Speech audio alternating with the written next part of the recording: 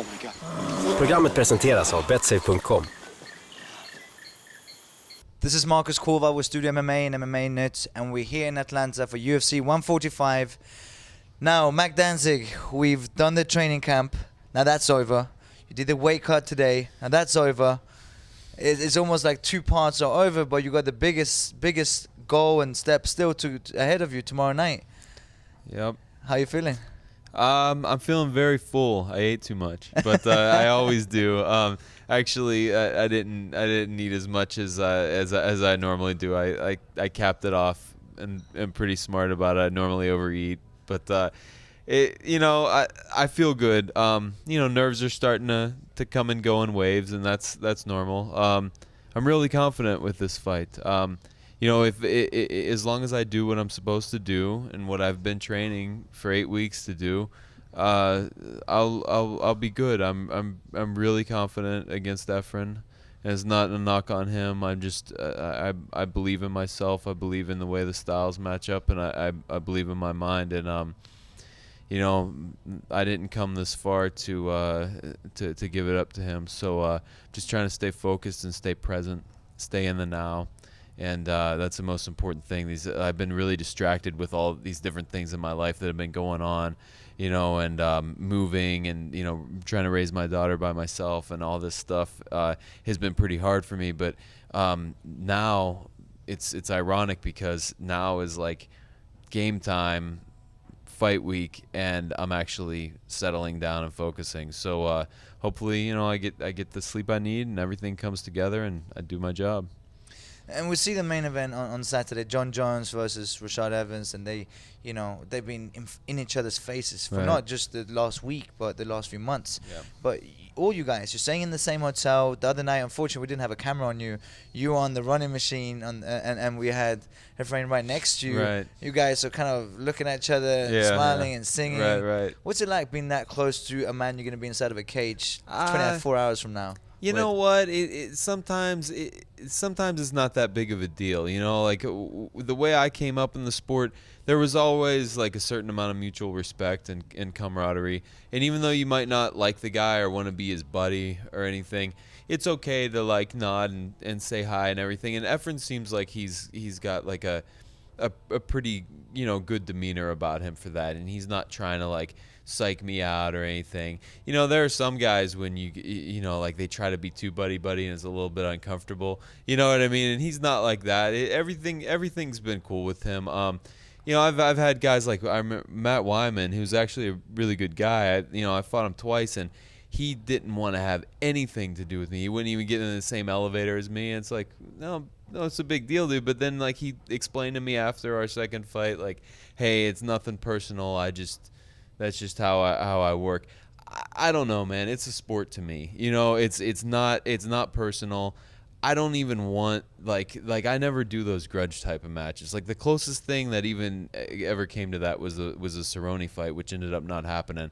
And there was a little bit of banter back and forth between the two of us. But I don't want to fight a guy like that, like that I hate or that I'm mad at in my sport. You know what I mean? Like I want to just be focused on technique and being smart and competing. I don't want to be focused on, well, this guy said this and I really want to hurt him. It's like, it is a fight, it is violent, but that's just not my style. Like if I really had a problem with the guy, I'd rather sort it out, me and him, not in my job. You know what I mean? Which it doesn't sell fights, unfortunately, but that's just the way I roll. So now, so training camp, you had a pretty long training camp, and you were a lot more motivated with this training camp. You changed everything up, Yeah. You mixed it up a bit, even though your home is PKG. You still went to other gyms and went back to your wrestling coach. We saw that in your video blog. Yeah. Now, you got the training camp, and that's over.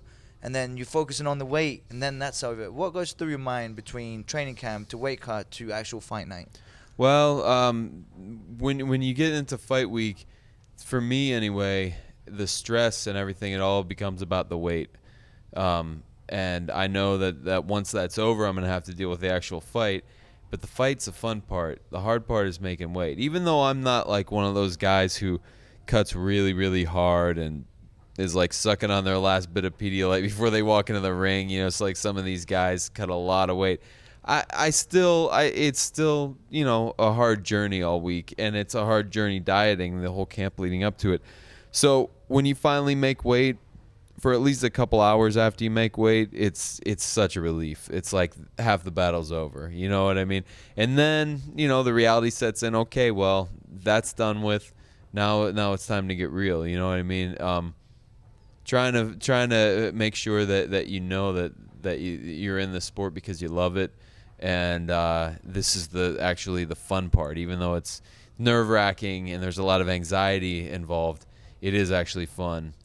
Trying to reassure yourself of that and just remind yourself of that is an important thing to do. So as these waves of nerves come and go for me, which they always do for every fighter, I think, you know, I just need to focus on the fact that, you know, I like doing this. I enjoy my job, and I'm going to have fun tomorrow night. It's funny because before the camera was turned on, you were talking about photography, and you're a photographer, and the passion, you know. Yeah. We see it in training, but now you're an artist, but when I see you in the cage, I wouldn't call you an artist. I see it in training. Yeah. I see more as a warrior, and I think a lot of people would agree you're a warrior, and everyone sees you. You know, you fight your heart out, but in your heart, you are an artist. Yeah. And the photography. So that's your true passion. Do you see the art in mixed martial arts as well? I do. You know, I would honestly like love to be one of these guys who's like very, very artistic with the way they fight. I mean, but you can only have a few of people like that are actually that talented and that free of spirit to do that. I mean, like Anderson Silva is the first person that comes to mind in that regard. It doesn't mean that I will be like doing like this flashy karate type of stuff like he does, but when you go in there, like, you're expressing yourself. You know what I mean? Like, you train the way that works for your body mechanics, the way your body feels comfortable moving, and your personality comes out in the way that you fight. You know, if you get, like, some of these guys are very, like, elbows tight, hands never leave the head, everything is textbook. They don't really express themselves like artistically a whole lot, you know, and a lot of the times that comes out in their personality. I feel like I'm like somewhere in between that and like, you know, like an Anderson Silva or something like that. And I wish that I was more confident in like my athletic ability to like really do some of the things that those guys do. But there's always the what if aspect in MMA, and that what if aspect is like when you go out doing crazy things and things that just feel right at the moment. Sometimes it can be brilliant, and other times you really mess yourself up and do something dumb and get knocked out. You know what I mean? So you've got to be aware of that, and that's why it's so cool to see guys like Anderson and stuff who are just like at the top of their game. And when his mind is right, he does exactly what he wants to do, and it's out of the ordinary, and he dictates the fight and makes art, and that's really cool. So I don't know, I try to, you know, I'm trying to entertain the fans too, you know what I mean? That's another thing. So, you know, sometimes a fight just takes on a life of its own, and when it does that, you know, all bets are off. You know, sometimes my last fight, it just turned into a war, you know, and I just absolutely I was just like, all right, you're not hurting me with these elbows. Everyone thinks you are. I hear the crowd, like, let's do it. And I just went back and forth with them and got sucked into that game, and it was anybody's fight, and, you know, whatever, it is what it is. But this fight, I'll probably fight a little smarter, but it should be just as fun and just as good for the fans. You mentioned earlier that you're a single father and you raise your daughter by yourself, and when you're talking about being a photographer and photography, you shoot your daughter a lot. Yeah. Is that what you fight for, your daughter? Yeah, absolutely. Yeah. I mean, I'm fighting because this is what I do, and this is what I've dedicated my life to, and this is what I'm good at. And, you know, sometimes I have to reassure myself, like, yes, I do love the sport, and yes, I am really passionate about the martial arts and everything. But, you know, when it comes down to it, yeah, absolutely. That's why I'm doing this. You know, she's everything. Like, I live through my daughter, you know what I mean? When she's happy, I'm happy, you know, and all these things that, like, all these, like, selfish goals and things that you want to do with your life, like whatever, like I want to go to Italy one day, or I want to do this, or I want to buy this, like all that stuff is still in the back of my head.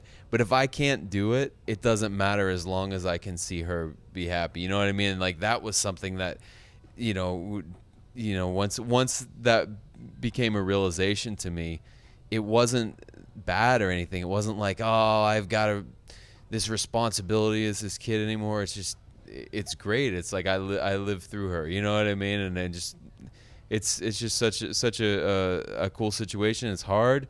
It's really, really hard, but at the same time, it's worth it. It's the best thing. It's the hardest thing in the world. It's the best thing in the world. So yeah, I fight for her for sure. Does she know that Dad is going to work tomorrow? Yeah, she does. Does she understand it? She's starting to. Like, I don't think she understood it like last year so much. She knows what I do and everything, but she knows what's up now, and she's good with it. She's not worried in the least, which makes me happy. She's not nervous for me or anything. She's good. She's a good kid. Yeah. We hear about single mothers a lot of times, but single fathers is not as common. Yeah. And being a professional mixed martial art fighter, fighting for the UFC, and a single father, how did you get into that position, and what's it like? Well, I mean, that position has only been for the past 4 months or so, and it's been consistent. And it's gotten harder, especially as the training camp has gone on. Right. But sometimes these things just happen.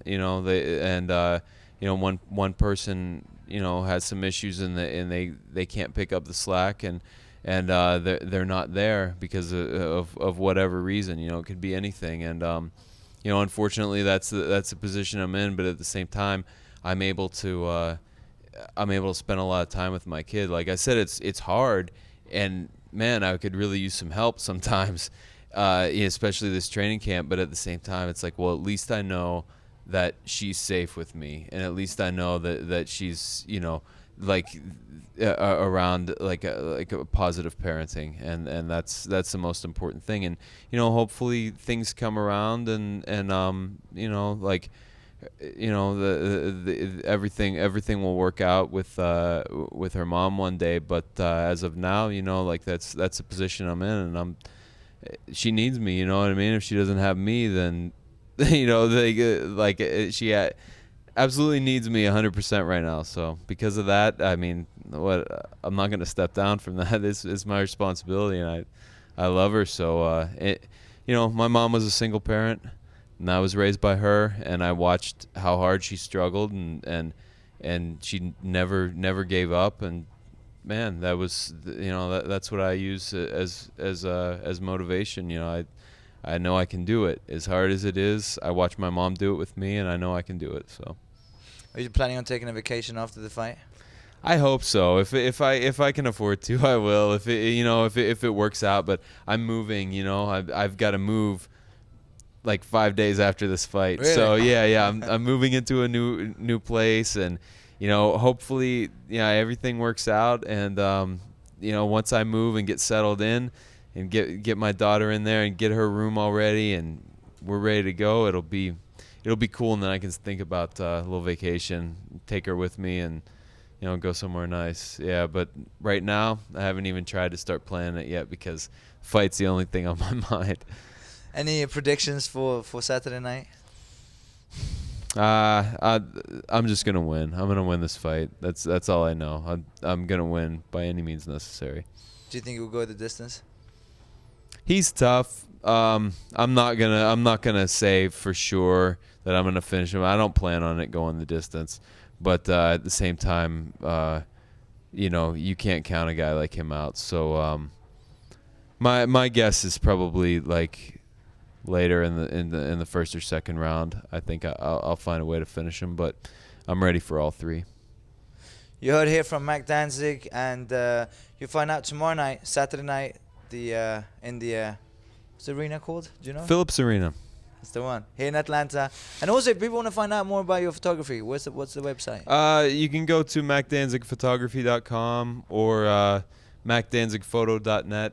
Either one of those. They're separate, but they're both like portfolios that show my photography. So if you're interested, check it out. It's landscape nature stuff mostly. So see the other side of Mac Danzig. yeah. Thank you for the time, Mac. Looking forward to see you in the cage tomorrow. Thanks a lot, guys. Thank you.